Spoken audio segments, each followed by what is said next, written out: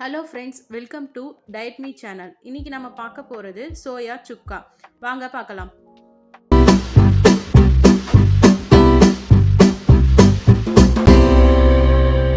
நான் இன்னைக்கு இந்த மாதிரி பெரிய சைஸ் சோயா எடுத்திருக்கேன். நீங்கள் சின்ன சைஸ் சோயா கூட எடுத்துக்கலாம். சின்ன சைஸ் சோயா எடுத்தால் நீங்கள் தண்ணியில் கொதிக்க வைக்க வேண்டாம். ஜஸ்ட் நீங்கள் ஹாட் வாட்டர் ஊற்றி அதை ஃபில்டர் பண்ணிட்டா போதும் தண்ணியை. பெரிய சைஸ்னால நான் கொதிக்க வச்சுருக்கேன். நெக்ஸ்ட்டு இதில் இருக்க தண்ணியெல்லாம் நல்லா பிழிஞ்சு எடுத்துக்கோங்க. நான் இந்த சோயாவை சும்மா 2 பீஸாக கட் பண்ணிட்டேன். அப்போ தான் நம்ம போடுற மசாலாலாம் இதுக்குள்ளே நல்லா இறங்கும். நான் இந்த சோயா சுக்காவுக்கு ஒரு முழு வெங்காயம் எடுத்திருக்கேன். சின்ன சின்னதாக கட் பண்ணிக்கோங்க. சின்ன சின்னதாக கட் பண்ண ஒரு தக்காளி, கொஞ்சம் இஞ்சி பூண்டு பேஸ்ட்டு, நெக்ஸ்ட்டு கருவேப்பிலை, கொத்தமல்லி. இதுக்கு தேவையான மசாலா மிளகாய் தூள், சிக்கன் குழம்பு மசாலா தூள்.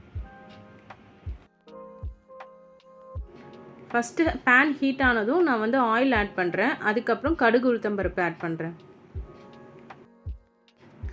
நெக்ஸ்ட்டு ஆனியன் ஆட் பண்ணுறேன். ஆனியன் நல்லா வதங்கட்டும். 100 கிராம் சோயா சங்க்கில் 52 கிராம்ஸ் ப்ரோட்டீன் இருக்குது. ப்ரோட்டீன் நிறைய கன்சியூம் பண்ணுறவங்க இதை நீங்கள் அடிக்கடி செஞ்சு சாப்பிடலாம். நெக்ஸ்ட்டு நான் இஞ்சி பூண்டு பேஸ்ட்டு ஆட் பண்ணுறேன். இந்த சோயா சங்க் சாப்பிட்றதுனால உங்களுக்கு ஸ்டொமக் ஃபுல்லாக இருக்கும். ஸோ நீங்கள் அடுத்த எந்த ஸ்நாக்ஸும் தேட மாட்டீங்க. இஞ்சி பூண்டு பேஸ்ட்டு வதங்கினதுக்கப்புறம் நம்ம தக்காளி ஆட் பண்ணிக்கலாம். நெக்ஸ்ட்டு மசாலா ஆட் பண்ணலாம். ஃபஸ்ட்டு நான் மிளகாய் தூள் 1 டேபிள் ஸ்பூன், அடுத்து 1 table spoon chicken masala, next தேவையான அளவு சால்ட் ஆட் பண்ணிக்கிறேன். அதுக்கப்புறம் கொத்தமல்லி கருவேப்பிலை ஆட் பண்ணிக்கிட்டு நல்லா வதக்கிக்கலாம்.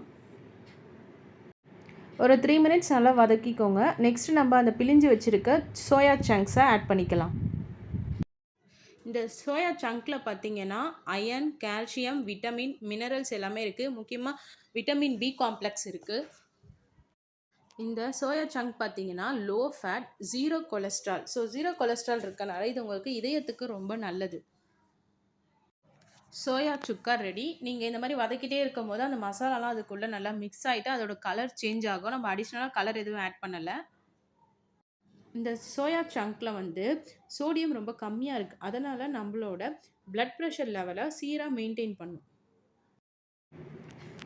ஓகேங்க, சோயா சுக்கா ரெடி. நீங்களும் ட்ரை பண்ணி பாருங்கள். இந்த வீடியோ உங்களுக்கு பிடிச்சிருந்தா லைக் பண்ணுங்கள், ஷேர் பண்ணுங்கள் அண்ட் சப்ஸ்கிரைப் பண்ணுங்கள்.